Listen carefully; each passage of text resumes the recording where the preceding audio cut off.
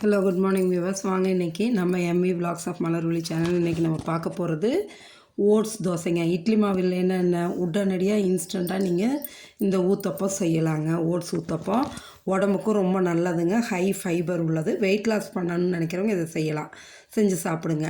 இதை பாருங்கள், ஒரு கப்பு நான் வந்து சஃபோலா ஓட்ஸ் தான் எடுத்திருக்கேங்க. ஒரு கப்பு சஃபோலா ஓட்ஸ் எடுத்து ட்ரை ரோஸ்ட் பண்ணுங்க. வெறும் வானலில் போட்டு நல்லா வறுத்து எடுத்துக்கோங்க. இந்த ஒரு கப்பு ஓட்ஸுக்கு அரை கப்பு ரவா எடுத்துக்கணுங்க. அதையும் கடையில் வாங்குறது ஆல்ரெடி ரோஸ்டட் ரவாவாக தான் இருக்கும், இருந்தாலும் அதையும் நம்ம சூடு பண்ணிக்கணும். இதையும் நல்லா வறுத்துக்கணுங்க.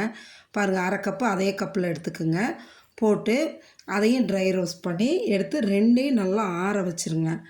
ஆற வச்சு உடனே ஒரு மிக்ஸி ஜாரில் ட்ரான்ஸ்ஃபர் பண்ணிவிட்டு நல்லா இது வந்து இந்த ரவா வந்து லேசாக சூடு ஏற்றினா போதும், ரொம்ப நேரம் வறுக்கணும் இல்லை, லேசாக சூடு ஏற்றினா போதும். ஆறி நல்லா மிக்ஸி ஜாரில் போட்டு பவுட்ராக்கி எடுத்துக்கணுங்க.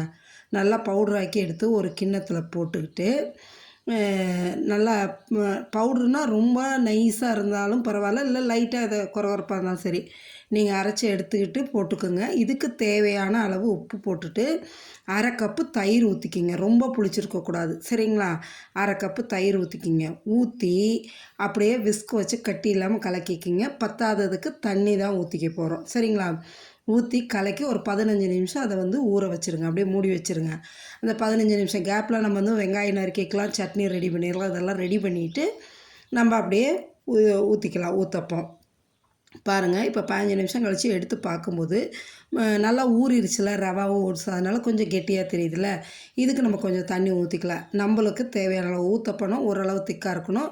தோசையாக இருந்தால் கொஞ்சம் தண்ணியாக இருக்கணும். அதுக்கேற்ற மாதிரி நான் இப்போ ஊத்தப்பம் தான் ஊற்ற போகிறேன். பாருங்கள், நல்லா வெங்காயம் நறுக்கி போட்டு சூப்பரான ஒரு ஊத்தப்பம் ஊற்றியாச்சு. பாருங்கள், இது இன்னும் டேஸ்ட் என்ஹான்ஸ் பண்ணி கொடுக்கணுன்னா நீங்கள் கொஞ்சம் கேரட் துருவி கூட சேர்த்திக்கலாம், சரிங்களா? அப்படியே 2 மூடி வச்சு எடுத்தாலும் நல்லாயிருக்கும். நான் 2 பக்கம் திருப்பி போட்டு எடுக்கிறேங்க ஊத்தப்பம். சூப்பராக 2 பாருங்கள், ப்ளெயினாகவும் ஊற்றிக்கலாம். நான் இப்படியும் ஊற்றி காமிச்சிருக்கேன் உங்களுக்கு. ப்ளெயினாகவும் ஊற்றிருக்கேன், வெங்காயம் போட்டும் ஊற்றிருக்கேன். இந்த ஓட்ஸ் தோசைக்கு சூப்பராக இருக்கிற சட்னி என்னென்னா கார சட்னி நல்லாயிருக்குங்க. நான் பூண்டு சட்னி வச்சுருக்கேங்க. செம சாஃப்டாக சூப்பராக இருந்ததுங்க இந்த ஊத்தப்பம்.